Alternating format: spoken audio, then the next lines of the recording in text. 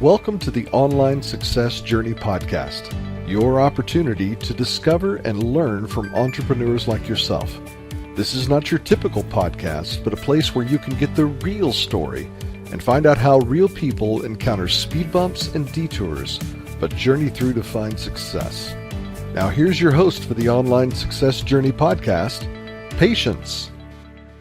Hello everyone and welcome to Online Success Journey. This is episode 135. Are you ready to join the clan? Today we have Rob Greenlee, Head of Content at Spreaker, a former EVP CTO at podcast1.com, and a former Content and Business Manager, Podcast TV at Microsoft Xbox Live. He currently hosts the SprinklerLiveShow.com podcast and a co-host newmediashow.com. Hello, Rob. Hi, it's great to be here, Patience. It's an honor to join you. I appreciate it. No, we are happy to have you and thank you for coming. The clan here is anxious to hear your story, so let's get started with the basics. Can you tell my clan a little bit about your background, what you did before you started your online business? Well, I didn't actually start Spreaker, but I've been involved in the podcasting space for 14 years now. So it was a company that I joined because I saw a lot of potential with the company. I joined about 3 years ago, and it was developing to be a really compelling solution for podcasters, ones that wanted to start an audio program online. And so I joined it, and it's been a fantastic experience. The company helps tens of thousands of audio creators like yourself to make their shows available on all sorts of listening platforms, from like iTunes, Apple's platform, to now even Spotify. So things are really kind of growing in the industry, and I've been involved in it for a very long time. I had my own nationally syndicated radio show for many years, and I've been doing podcasting, like I said, for about 14 years now. So this has been a long journey. It's been a marathon podcast for me. Wow. But why did you start podcasting in all? Well, I started back in 1999 with a radio show, and I was doing it in a radio station, and I eventually brought that show home to my home studio and produced my own show that was still available on radio. I just brought it in on a CD versus doing it live in the studio. And so I was pre-producing my show. So it was a very easy transition for me in 2004 to just start podcasting, which is basically an MP3 file that's linked from your blog RSS feed, and that was becoming available in places like iTunes and Apple Podcasts area and a variety of other listening platforms. So it was just a natural evolution of what I was already doing. By creating audio programs online and making my MP3 available off of my website. Wow. What a journey. It's a long one. Yes, no, it is. Yeah. Wow. Why do you do what you do, Rob? Oh, why do I do what I do? Because at the heart, and when I was in college, I had an interest in marketing communications and business. So that's where I really started with this. I had a passion for sales, had a passion for really communications with people, and trying to combine that with with a product or a service. And really, honestly, I wanted to build a career for myself. I wanted to earn an income for my family, and wanted to be working in a field that I had a passion for. And this was definitely the area. I saw the development of the internet and the World Wide Web, and really saw an opportunity to do marketing over there and to utilize that opportunity of a lifetime, really, with the internet and the web evolving and becoming such an important part of our civilization as our society. I saw it as a real interesting marketing opportunity, and then got pulled more into creating content, because that's what really drives a lot of attention in the online world, is content, whether it be spoken word, written word, or video. So really got sucked into creating content as a method of marketing. And then over time developed that, I guess, from a little bit of a different angle, and that's building relationships with people and building communities and building connections, and really focusing on creating authentic connections with groups and communities online, and honest type of relationships. And I think that's what took it to a whole nother level for me, and why I got kind of pulled into podcasting, is because it is a very personal and authentic medium. And I think that's one of the reasons why it's growing and doing well today. Okay, I know you've been in the business for a long time, so let's put man aside. How did you know you are successful? First of all, you are only one who started the podcasting. How did you know you were going to take off? You don't really know that. I don't think that I got into this thinking that I was going to be successful at doing anything that I was doing. I think it was more, I was doing what I thought was the right thing to do for where my desires were and the direction I wanted to take my career. And was hoping that if I got good at it, if I learned more and really dedicated myself to it, that over time it would be a success. It may not be the success that I thought it would be at the time, but things oftentimes turn into different things in the future. It's hard to predict what those things are. So I don't think that I thought that I was going to be a success, but I was doing something that I like to do and I love to do, and I saw some potential there, and I just tapped into that. Okay, you have a lot of experience in the marketing and radio shows and podcasting. Do you think anyone can be an entrepreneur? Yeah, I do. I think really anybody can do this. As far as creating a business or creating content, just like what you're doing. I think it's the same thing. I mean, it's the same thing that I did just a long time ago. You're putting yourself out there, you're taking a risk, you're learning something new, and I think that success is going to come to you. It may not be the success that you started out thinking that you were going to achieve, but I think good things come to people that take a risk and put themselves out there and connect with people and try and add value to other people's lives. I think it comes around. It's creating good karma. So what advice do you have for my members of clan who are not quite there yet, thinking, should I start, should I not? Podcast is everywhere. Is the market not going to be saturated? So what should I do? So what advice do you have for them? Well, if you want to start a podcast, I think now is a great time. Podcasting is still in its early stages. Though it's 14 years old, it's still an early medium. It's still not fully developed yet. If you compare it to radio still has over 90% of the audio listeners out there. So there's still a lot of audience that still needs to, or eventually will make a transition over to more podcasts like listening. So I think we still have half of the U.S. population to transfer over to listening to on-demand audio more.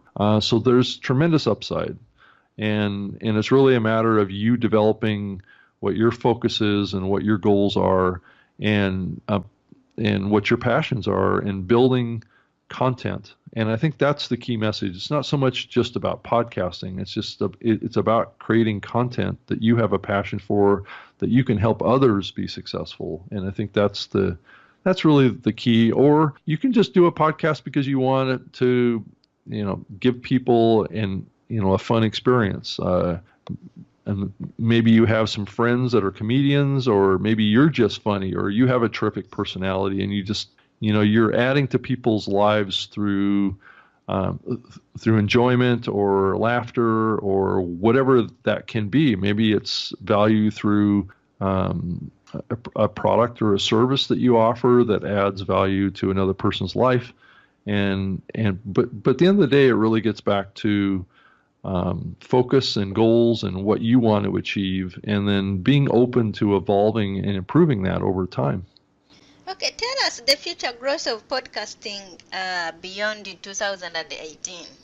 I think it's going to be steady. That's what the history has been.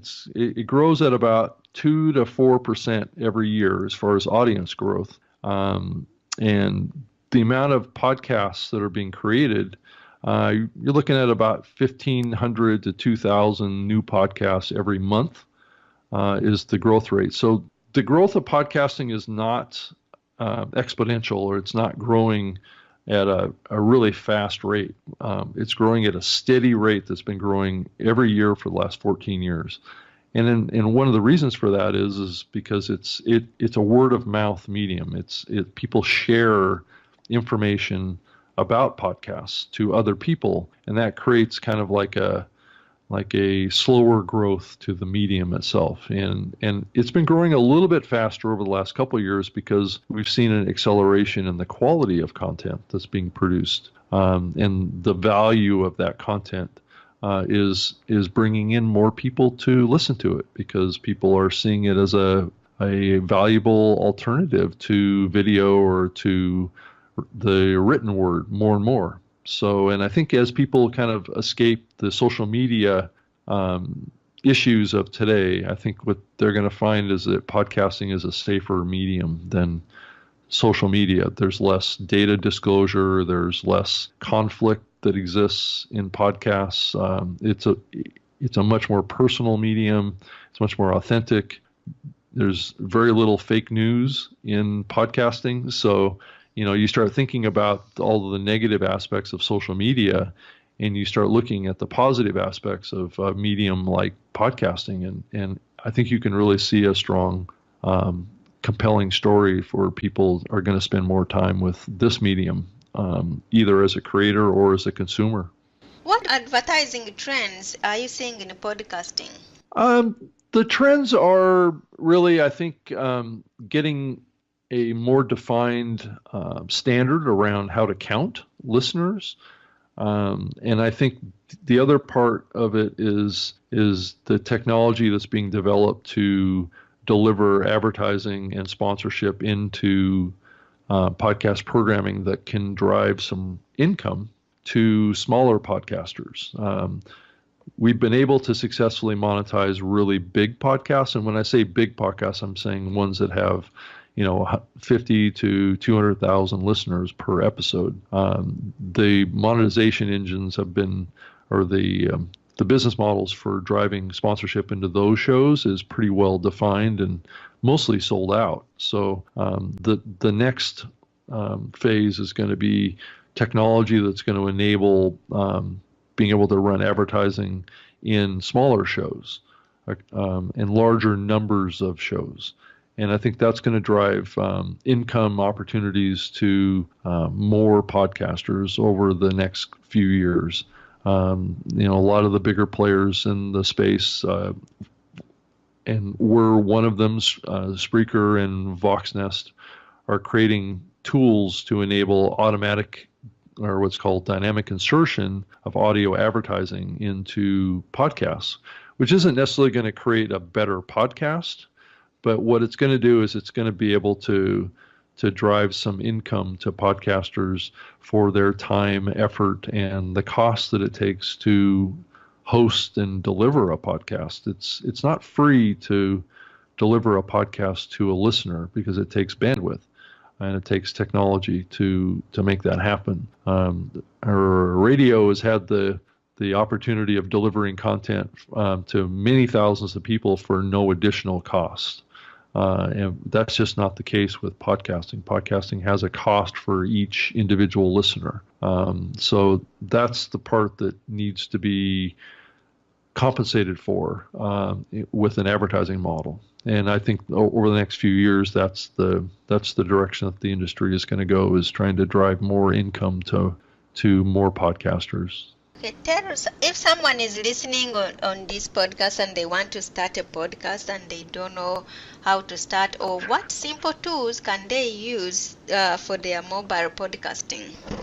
Well, to be a little bias on my side because of the company that I work for, we actually have a complete solution for recording and and actually doing live shows as well. So we do have apps for iOS, Android, Windows, and Mac called Spreaker Studio that is free. So they're freely available in the app stores and off of Spreaker.com/download.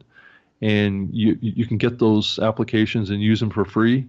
So that's a pretty compelling price. And so you can produce the show right there in that software and upload it to Spreaker, and Spreaker will handle all the distribution of that program as well to places like iTunes, Apple Podcasts, and Spotify, and TuneIn, and there's also, you can distribute it out to SoundCloud, you can push it out to YouTube, it's in Sonos. There's lots of listening places out there too, and once you get into iTunes or the Apple Podcast platform, that gets you into a lot of other listening apps as well. I don't know if a lot of new podcasters realize that, but it's pretty easy to syndicate your show and get it out to many, many listening platforms. Spreaker also works with iHeartRadio, so you can get your show pushed out to iHeartRadio through our platform as well. So getting your show out there is really, really important too to building your audience. What have you learned from podcasting as a whole? What have I learned? I would say that the big thing that I've learned is working with the community, working and being a good communicator to a community, and understanding the needs of a community, and fostering two-way communications to large groups in a community. I think that those were skills that weren't really needed in the past. Prior to the internet and the web, there just wasn't communication tools like that enabled you to easily communicate to large groups of people. And so I think that is a skill that has been good for me over the last 14 years, is to develop that ability to be comfortable in communicating to large groups of people.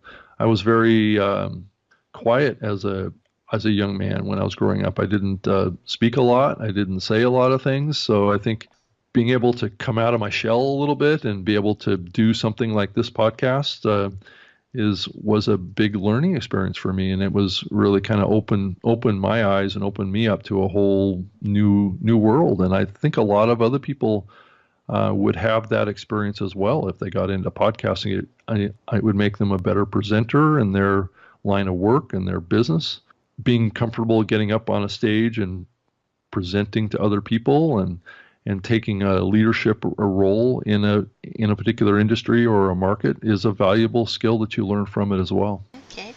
In your business, do you have mentors? Do you have coaches for yourself?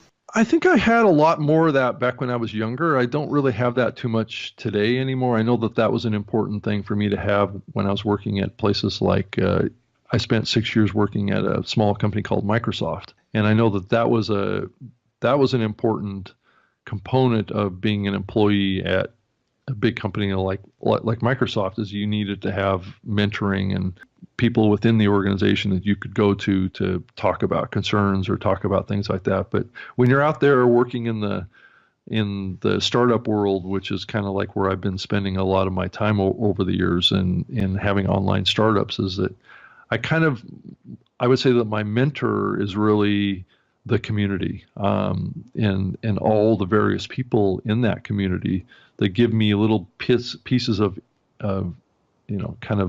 thoughts and their insights, and that's been the most helpful to me, is the kind of the community driving those insights to me versus singling out one person or two people for that. So that's kind of my perspective on it.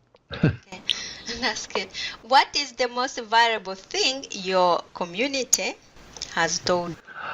I think to be respectful of them, always to consider them as an important part of what I do every day, because I think it's pretty easy, when you're in your office and you're kind of like alone, to think about just yourself.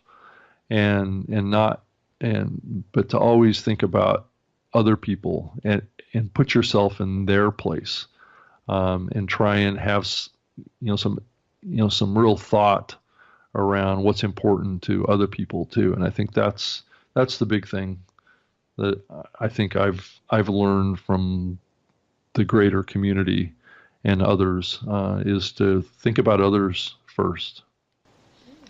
What grounds you, Rob? What grounds me? It's interesting. Just being real humble, and being appreciative of what I have and what I've achieved and the people that have helped me get here. I think that keeps me grounded in the reality of understanding how I got here. So, because we all need others in our lives, we can't do this alone, and having a certain amount of respect for that, I think, is important. That's what really keeps me grounded, and family too is important.